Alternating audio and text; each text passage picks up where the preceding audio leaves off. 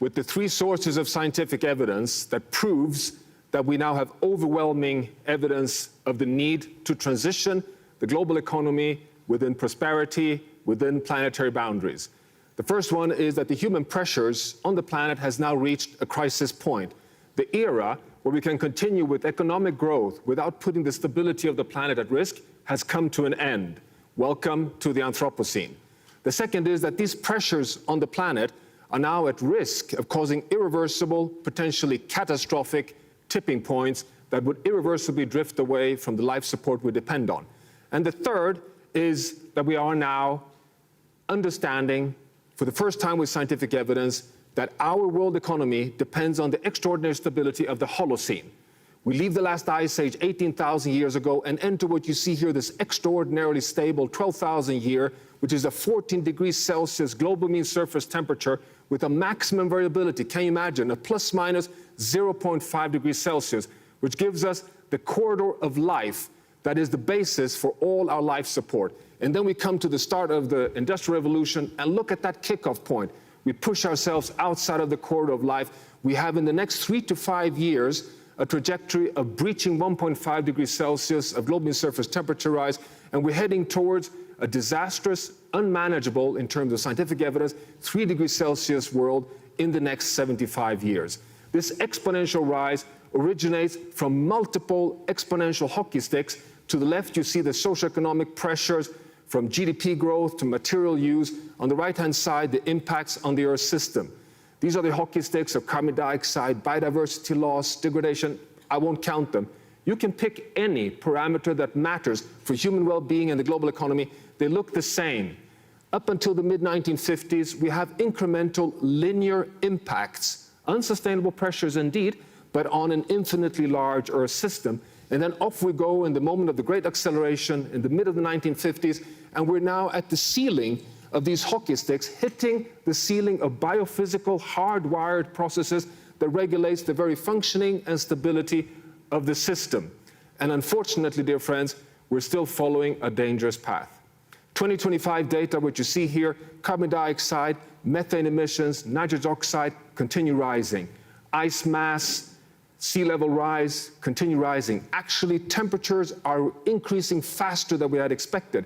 We see an acceleration even of warming. The Earth's energy imbalance, which should be stable, is rising. That is the heat that is in the pipeline, even if we turned off the economy today.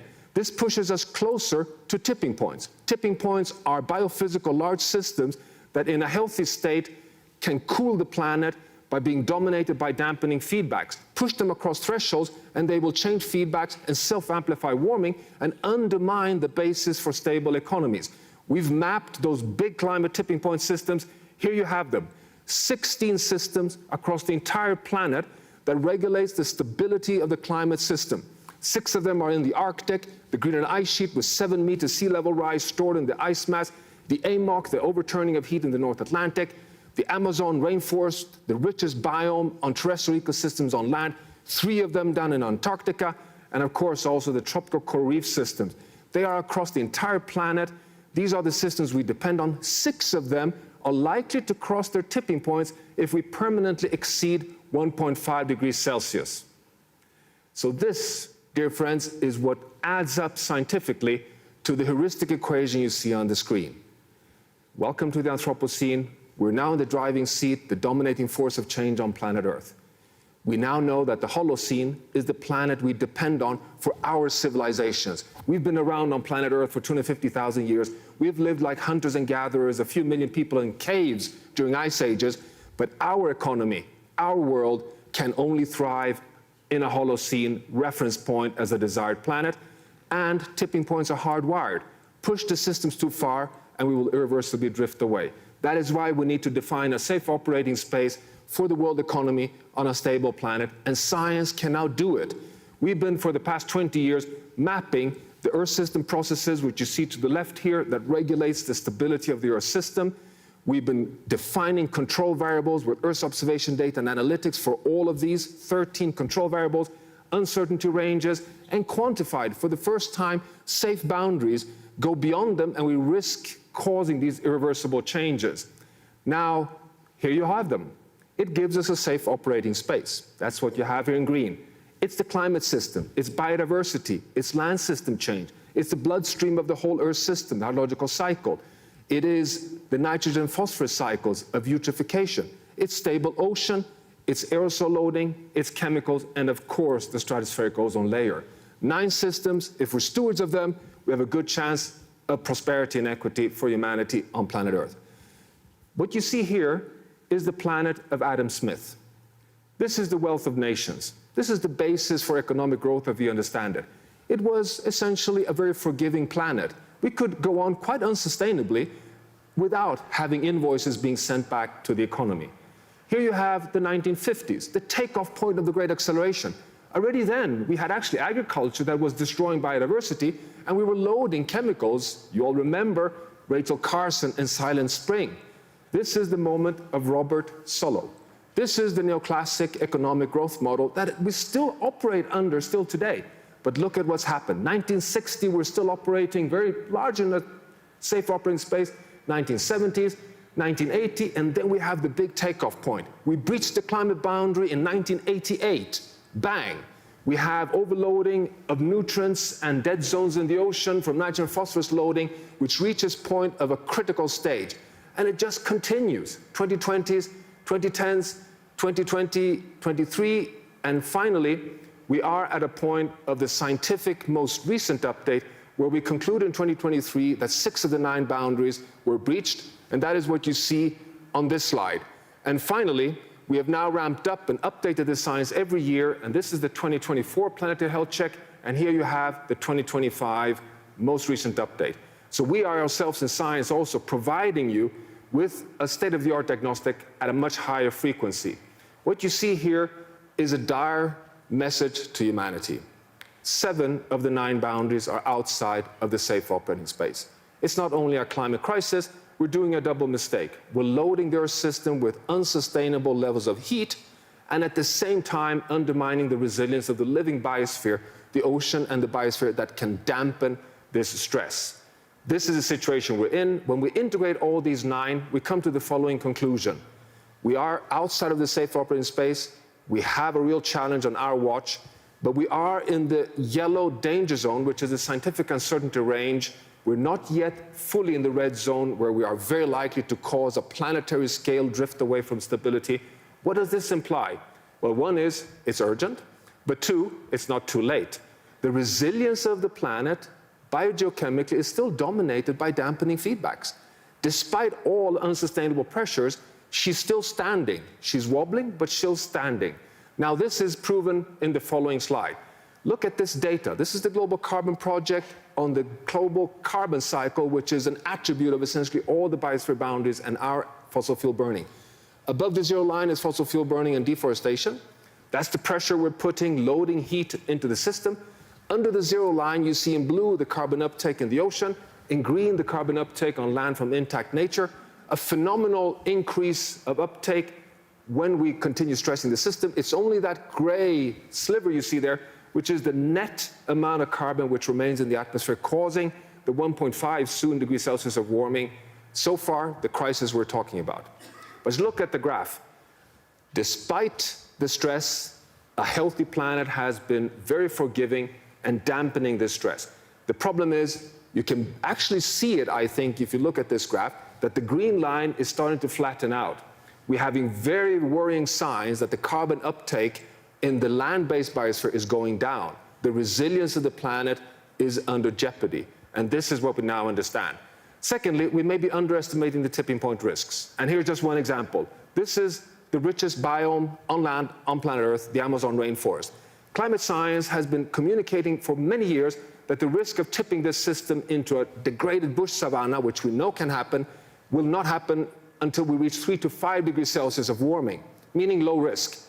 But when you bring in the breaching of the boundaries of water, biodiversity, deforestation, combining it with climate, the assessment today is that already when we reach 1.5 degrees Celsius, combined with losing over 25% of the canopy cover, we are very likely to cross the tipping point.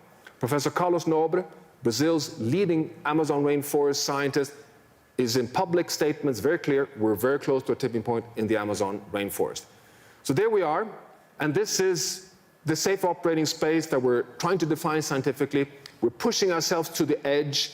We are still in a Holocene basin. We are at risk of now sliding away in an irreversible journey towards a hothouse Earth if we cross tipping points leading to self-amplified warming from permafrost and the 1,000 petagrams of carbon in the Amazon basin. If we would cross tipping points, our task is to transition towards prosperity and equity within a Holocene-like state. That is the scientific charge. That is what we're arguing is needed to be able to be successful into the future. Because sitting in the edge is already costing the economy. We have the data now. The latest synthesis on climate change impacts on the economy, which you see here, shows that already at 1.5 to 2 degrees Celsius, we are at risk of having a 5% on average loss of income in the global economy. We're talking trillions, not billions, if we continue the journey we're on. And just look at the curves if we continue beyond 3 degrees Celsius of warming. So in conclusion, before I hand over to the panel, we are at this really, really decisive juncture. Time is running out, but it's not too late. Technology, innovation, getting the economics right on a transition. We know that the solutions are there. We know that solutions across all sectors can give better outcomes for security, for equity, for prosperity, but we need to unload a new paradigm of prosperity within planetary boundaries. In my view, that's what science is clear in messaging to stakeholders around the world. And with that, I thank you so much for this primer from science, and I'd now like to invite my dear colleague and friend Andre Hoffmann to take the stage as moderator for the plenary, for the panel following up on this priming. Thank you very much.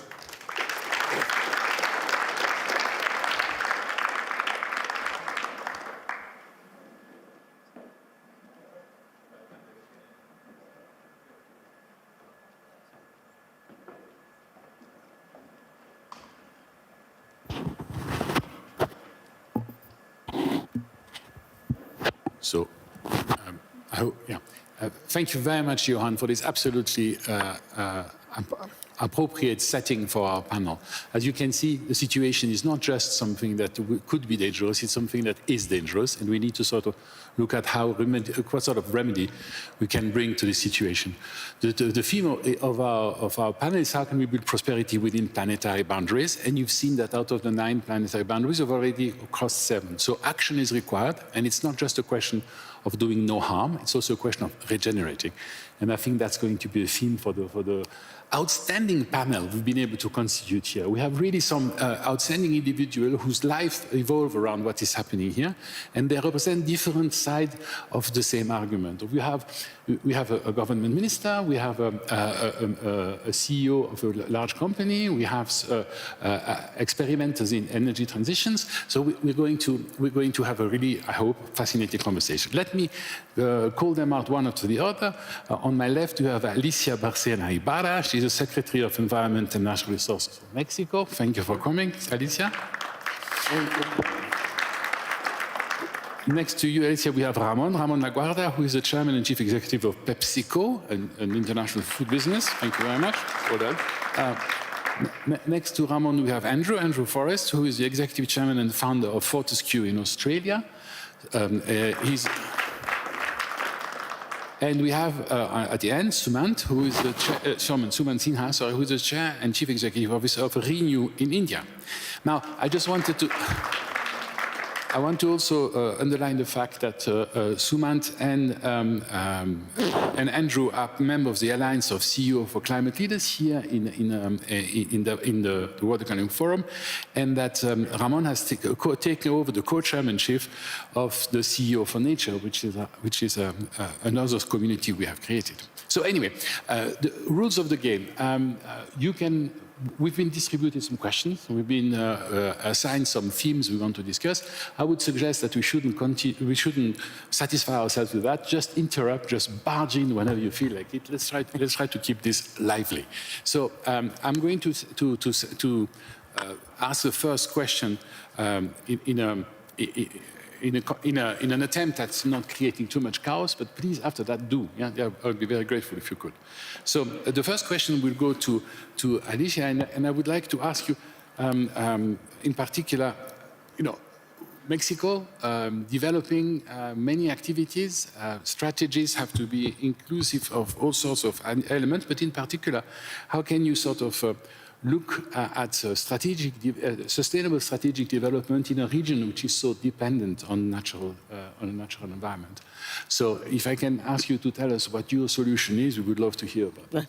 Solution, that's something different. But thank you very much for the invitation. I'm very glad to be here.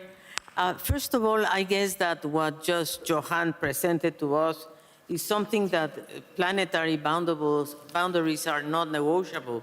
So one of the first things that we are doing in Mexico actually is to make sure that we understand what are the characteristics of our territory and how much we can contribute in the conservation and restoration. I think we are in the age of restoration. You said Holocene, but I would say that we should go into the age of restoration.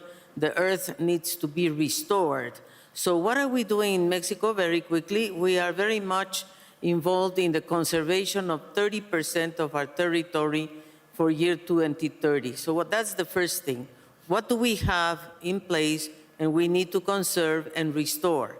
And we have 99 million hectares of protected areas that are either, we have jungles and we have many types of ecosystems that we need to protect, terrestrial.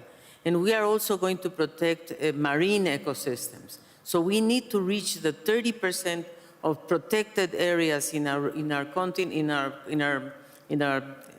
territory by 2030. That's number one. Number two, we need to make business with nature. We need to make sure that everybody understands that nature can be good business. So we are putting forward solutions based in nature that can be compatible with climate change, with compensation, with carbon initiatives, and we have done a taxonomy of ecosystems. For example, we have mangroves.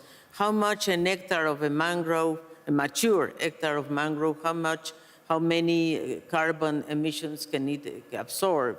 And so these are the type of things that a taxonomy of that sort can give companies that are trying to compensate their carbon emissions. Because at the end of the day, what do we want to do in Mexico is to decarbonize. We need to, all societies need to decarbonize, and there are many ways of doing it. Of course, one is getting rid of fossil fuels, but a country like mine is probably not ready for that yet, although we are committed to do this in the future and become a net zero country, but not yet. So then what we need to do is to see how we compensate solutions based in nature with carbon emissions. And the third thing, we are doing many other things, but one that I really want to emphasize is circular economy. We are leaving behind the linear economy altogether, and we're going into circular economy. No waste has to be, all the waste can be used as resources, and this is what we're doing. We are putting together 3 industrial parks on circular economy, and we are talking about circularity of tires, for example, circularity of construction debris, of course, of solid wastes, of plastics, and I know that Pepsi Cola is here. Pepsi Cola is joining Mexico with a very successful plant that is called PetStar, which recycles all the plastic bottles, and these are the type of things that we need to recycle. We need to, actually, at the end of my first statement, would like to say that we need to change the paradigm. We need to make a paradigm shift. No more linear economy, no more extractivism, no more deforestation. So these are the no's that we have to go into a new type of economy. Well, thank you very much. I'd like to immediately react to this. The science that Johan is talking about and the evidence of the loss of biodiversity, the evidence of the rise in CO2 and climate change gases, it has been around for a while. It hasn't really changed behaviors. The idea of, let's address the dinosaur in the room. Look at us. We are about 20 people when the thing was completely full not long ago, from Mr. Harry, for Professor Harry. We'll come back to that later. But what I was trying to say is that because we have so many evidence that have not worked, I think the idea of the time in our history where we think we have to call common sense and to count on the cleverness or perhaps even the sense of moral duty of some of our leaders has not been enough. We need to have incentives. We need to have business answers to these problems. And if I may go back to right to the end to Haman, could we talk about, you've built a business based on nature. You built a business built on decarbonization mainly, but not only. I think it's important here that we also say that decarbonization is an important aspect, but it is not enough. We also need to restore system, ecosystem, and biodiversity. But again, the floor is yours. Come on, tell us how you do it. Yeah, look, I think the presentation that Johan made was really very worrying, when you see that put out so succinctly and logically. And you start wondering, why is the world not doing enough? Or why is the world not doing more? And of course, we're having this panel, so this is an important topic for all of us. But the unfortunate part is that as a globe or as a population, we're just not doing enough to contribute into this problem or to solve the problem. Now, as far as our company is concerned, look, we started off 15 years ago. My thesis was that climate change in times to come would become a fundamental problem, which it now has. And we decided to basically start adding more and more clean energy capacity. And over the last 15 years, we've got to a point now where we're generating almost 18 gigawatts of clean energy capacity and feeding that into the grid. But we've also started doing manufacturing of solar panels as well.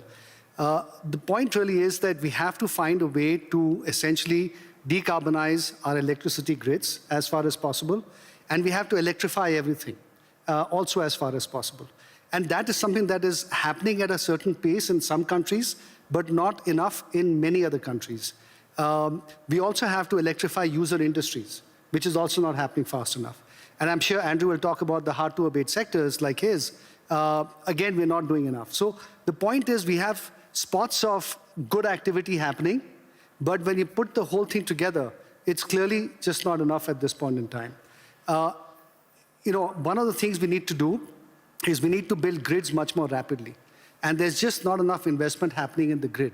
Because if you want to electrify things and decarbonize that electrification, you need to be able to carry those electrons around. And for that, you need wires.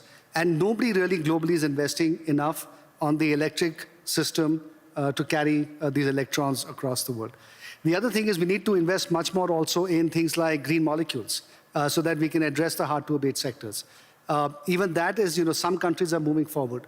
So what is happening really is that there is now a divide coming up between, in some ways, what you might call the fossil fuel-rich countries, the petrostates, as it were, and those that don't have fossil fuels, the electrostates. Those are really going after electrification, and that includes countries like India and China, for example. We don't have fossil fuels, so we don't have a choice but to go down the clean energy path and make sure that we electrify as far as possible. And that is therefore leading to decarbonization. So for us, it's a commercial need as well as a moral imperative to do what we need to do. Emerging market countries are going to be the hardest hit by climate change. And therefore, we have an obligation to do as much as we can. Certain countries, as I said, like India, are leading the pathway in the right direction. And I just wish more countries would follow us down that path. Instead, what we're seeing is the largest economies of the world are actually moving away from this path. So that's really worrying, especially in light of the presentation that Johan made. Thank you very much. Maybe we can now turn to Ramon. How can a company justify to its shareholder that you have to pay a green premium? I mean, I know it's slightly disconnected of our conversation, but if you have the opportunity to have somebody like you on the panel, this is a question we should ask.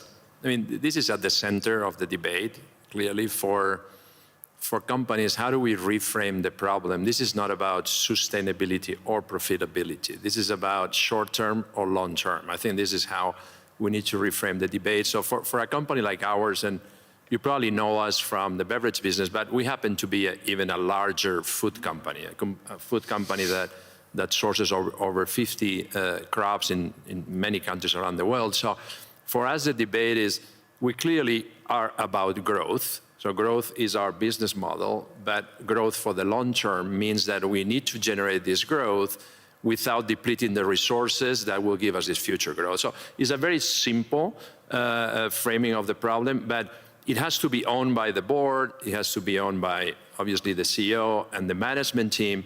And then the hard work is how do you make it operational? How do we make it operational in the business? So you have to create very clear strategic framework. In our case, we call it PEP positive, PepsiCo positive, and it has very clear pillars. And then that is landed into the operating plans. It's measured, we have governance, we make it happen. But we see ourselves not only as taking care of our own company, and thank you for what you said about PepsiCo. We are partners of governments, and please see us as agents of change, because we want to be part of an ecosystem, leaders in an ecosystem that needs to change at scale. So we see ourselves as innovators or first movers in new materials and new technologies, and we can afford, given a larger P&L, some cost of experimentation that we need to then, with other companies that are also willing companies to make changes, we have that small cost of experimentation, but then we put it at the availability of the broader system for scaling up. So we do that with materials, we do that with infrastructure. I think we're making progress in certain areas as a system. I think agriculture in particular, we are helping the farmer to change.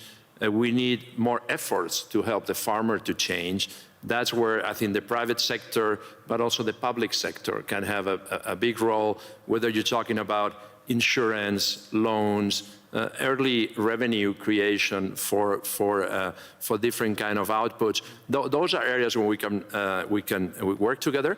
Scaling agriculture will make a big impact. Health of the soil, use of water, fertilizers, everything else.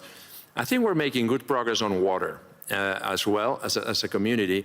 We're not making so much progress, as you were saying, in circularity.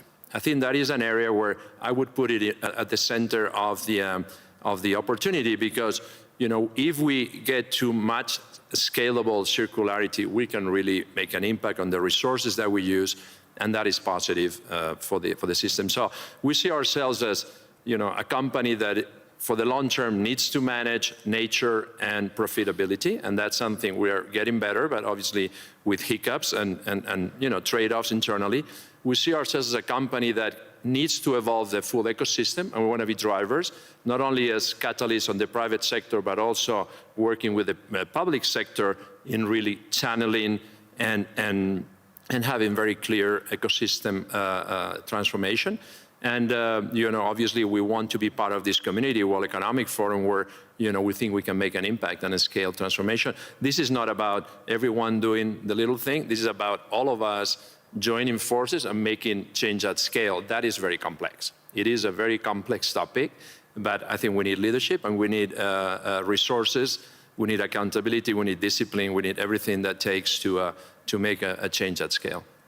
So, Armand, thank you very much for this. But there are it appears to me that there are two ways of bringing about the change you're talking about. One would be to say we are going to let the market, under the leadership of a couple of visionary leaders, transform the way we do the way we manage our sustainable prosperity within planetary boundaries, or we wait for regulation. We wait for people to tell us, well, from now on, you are not allowed to do something that is destructive of the planet. Instinctively, I think the community in Davos in general would prefer to go for the sort of entrepreneurial route, the way which allows you to sort of see that the market fixes that. And I think, Andrew, you have a major contribution to make to that. You've been innovating into this sector for quite a long time.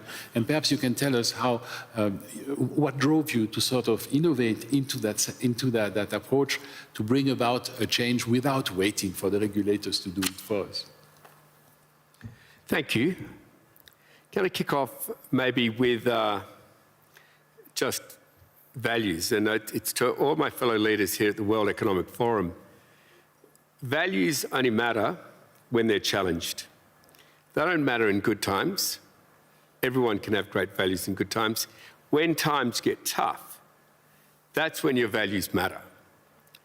And I just want to remind the leaders here, and more broadly, that there is no scientific dispute that we're facing into the limits of our planet.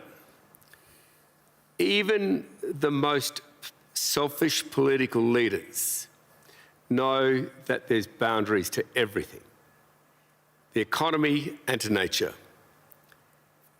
We risk being those business and political leaders who knew of the planet's limits and elected to cross them anyway. That, ladies and gentlemen, we can't afford. You can fool all the people some of the time or some of the people all the time, but when it comes to physics and biological life, it isn't listening. We are crossing those planetary boundaries. Johan, thank you. I have remarked I thought that was one of the best, most concise talks you've given. But I want to rip the rug, the excuse platform out from my fellow business and even political leaders. You might not have understood Johan's discussion. You may never see it. You may not be interested in seeing it. But what you do know is there are boundaries to everything, including your own political terms. We see that at Fortescue. And we have to drive everything through raw economics. And that is what I now want to present. You might not believe in climate change. You might not believe in love. You might not believe in your fellow man. You might not believe in empathy. But you believe in economics. Because you don't believe in economics, you're gone at the next election. You're gone at the next shareholders meeting. You are toasted. And it's economics, ladies and gentlemen, which I want to speak with you about. The tide is turning.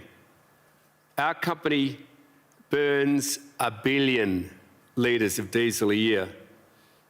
We power trucks which you would not fit on this stage. We power trains which are the heaviest, fastest bulk trains on earth. We're building out a ship right now to replace our trial ship which has been operating 4 years, which is 330 metres long. Imagine a ship which is 7 Olympic-sized swimming pools long and 1 Olympic-sized swimming pool wide and carries over 250,000 tonnes. That first ship is underway. It's a big commercial ship. It relies on what we know we can now supply: cheaper energy than oil and gas on a 24/7 baseload basis. In the elimination of 1 billion litres, we are being watched by our competitors. We don't mind that. They want to be fast second movers, fine. BHP, Rio Tinto, Vale, I mean, there's huge companies, ruthless in their competitive spirit, but they are not the lowest cost, they are not the most efficient, they do not carry the tagline of being the highest performing company in their country, in their history. But Fortescue does. Fortescue carries that tagline. We are not woke. We are not senseless greenies. We're hard-edged business people with an understanding of the planet. And removing 1 billion litres of diesel from our supply chains, replacing it with simple renewable energy and batteries. We're going up because we're the world's first prototype, large industrial scale prototype, bigger than many medium-sized cities and certainly bigger than many small countries in terms of energy consumption, energy production and pollution. But we're pulling our weight.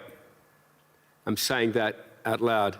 Presidents, prime ministers, fellow chief executives, pull your weight.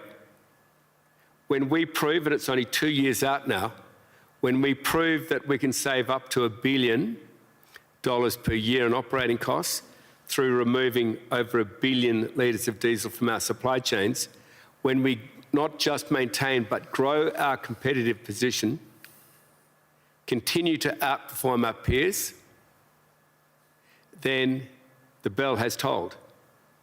In every thinking cabinet room of government, in every thinking boardroom of business, the fact that in 2026 you turned away from renewables energy because the winds of politics blew your values over, please be reminded, the planet doesn't care. Your voters then won't care. 2030 is around the corner. You will be at 1.5 degrees. You will be crossing planetary boundaries. And like in Australia, where we're suffering serious bushfires at the same time as serious floods, at the same time as decimating the reef systems which you all love, the Great Barrier Reef, the largest in the world, Ningaloo Reef on the other side of the continent or out into the middle of the Indian Ocean. We're decimating those reefs. I've dived on them and I've seen the millions of hectares of country in Australia just turn brown. It's happening, ladies and gentlemen, but we can resist it. Thank you very much for that, Andrew, and I completely agree. Thank you. Let me try to dial up the heat, to turn the thermostat a little bit. We do have a couple of minutes left, and we need to realize one very simple thing. Despite all the evidence we've heard, despite all the initiatives that we are taking individually and collectively, we are not moving the needle. Why? Because the status quo at the moment is incredibly profitable for many people. And if you want to change people's attitude, if you want to change the system, you're going to have to invest into the benefits of system change. Easy to do if you are a traded company, because the shareholder will bear the costs. Much more difficult to do if you are nature, because nature or the planet is not quoted. And therefore, we need to be able to really go across the edge to be able to really make a difference. So I'm going to give you, each one of you, 2 minutes. Tell me what is one single thing that we can really do to move the system. Well, in my case, I would certainly congratulate the initiatives that we just heard. But at the other end, after hearing Johan, I think we have an urgency to work faster and to have more scale. I guess that scale is not enough. And I think the business here in Davos, this is why I'm here, I'm trying to make sure that I can find companies that can move quicker, fast, to two things. One is energy transition, which I think is the most important thing that the planet needs today, is to move away from fossil fuels and go into renewable energy, and to do it properly and to do it with business cases, to do a business case of renewable energy. And secondly, I think circular economy. I think these are the two messages I really want to leave here to all the audience. No more linear economy, no more plastics over the world. No, I mean, we can do better. We have all the technology to have full circular economy of the plastics of Pepsi Cola, of the plastics of everybody, and energy transition. These are the two things. Now, for energy transition, I think storage is one of the main problems that we have, at least in the developing world, the storage and the grid. How do we modernize these two to make sure that we take advantage of solar, wind, geothermics? But these are the two things I will fully recommend. Energy transition in a full scale, in a big scale, and circular economy. Thank you very much, Alicia. The forum is publishing some information on circularity and circular economies. Don't hesitate to pick up the reports and read them. There's some very interesting work being done here. Yeah, I'll say, and obviously there's a lot of things we can do, but I was listening to you, Andrew, and we have examples as well. To me, is how do we take these examples and we make them fast at scale? Like what's preventing your competitors from doing the same? I don't know. Sometimes it's sharing. Sometimes we are too selfish as companies and we keep it to ourselves. We think it's a competitive advantage. I think there are things that we just need to eliminate the competitive nature and put it at the benefit of the whole system, right? So I think we have enough examples. Like I know we have enough examples in agriculture. We have the business case. We know the model. We know how to scale it. It just doesn't happen enough.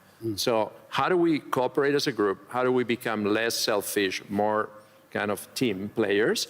And then also with the governments, like we need to trust each other more. We need to, like public, private, or no, I think this is not where, we need to have tension between each other. These are areas where we need to be able to share with you what works and then scale it through Mexico, right? And we know how it works. So I think there is a little bit of selfishness and competitiveness when I think this is not about being competitive.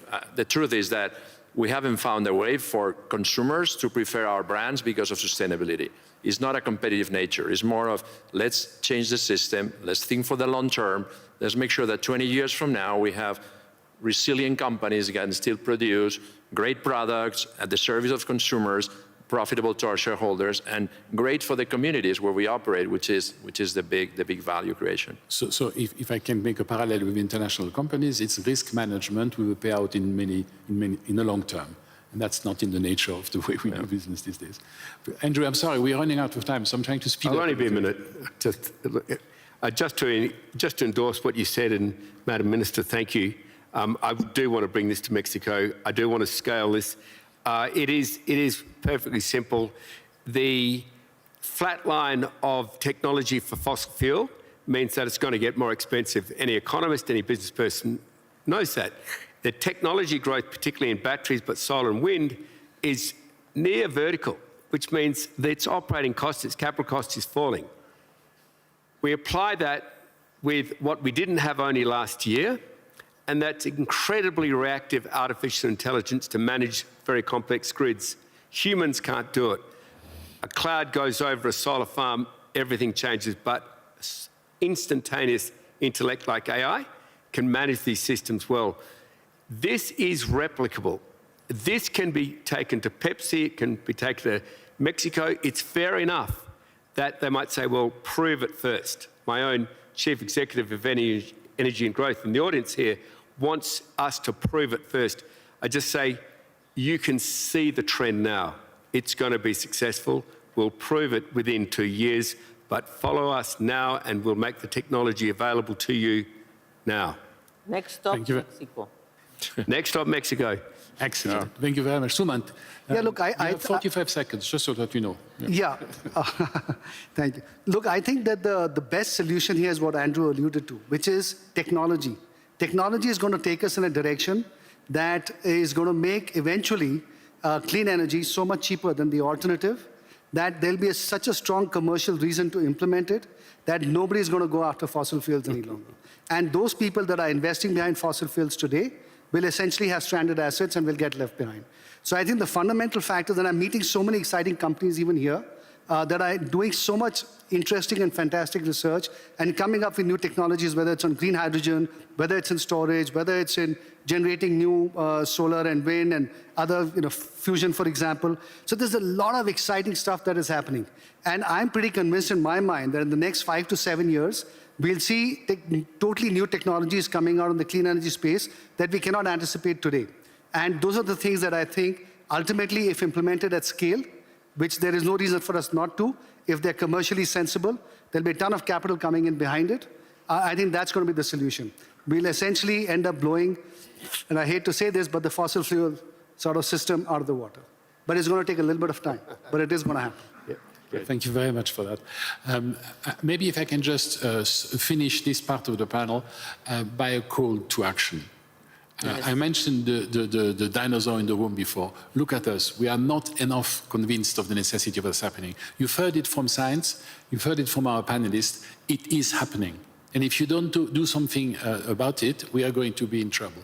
Now, why are we so little people in the room? Because they're all somewhere else listening to people who are saying that the future is fossil fuels. It isn't. And I would really like people to go home knowing that.